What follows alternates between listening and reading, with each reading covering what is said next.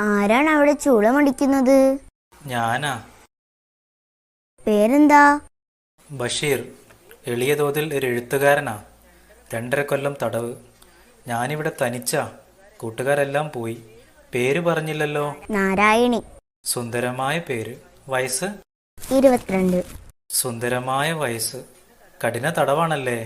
ആ, 14 വർഷം. അപ്പോ കൊലക്കുറ്റമാണല്ലേ? വന്നിട്ട് ഒത്തിരി നാളായോ? ആ, 1 വർഷം. ഹോ, എന്തൊരു ജീവിതം. എനിക്കൊരു റോസാച്ചെടി തരുമോ?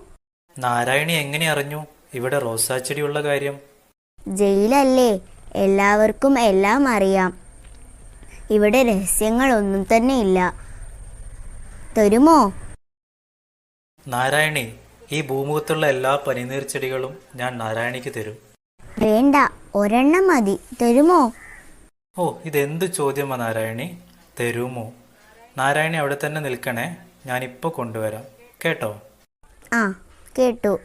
നാരായണി, നാരായണി. എന്താ? ഞാൻ വിളിച്ചല്ലോ, എവിടെയായിരുന്നു? ഞാൻ ഒളിച്ചു നിൽക്കുകയായിരുന്നു. കള്ളി. ബഷീറെ, റോസാച്ചെടി കൊണ്ടുവന്നോ? ബഷീറെ, ബഷീറെ. ഹോ, ദൈവത്തെ ഇത്ര സ്നേഹത്തോടെ വിളിച്ചിരുന്നുവെങ്കിൽ ദൈവം എൻ്റെ മുമ്പിൽ പ്രത്യക്ഷപ്പെടുമായിരുന്നു. ദൈവം ആരുടെ മുമ്പിലും പ്രത്യക്ഷപ്പെടുകയില്ല. പ്രപഞ്ചങ്ങളായ എല്ലാ പ്രപഞ്ചങ്ങളുടെയും വെളിച്ചം, ചൈതന്യം. ഇതാ പൂവ്.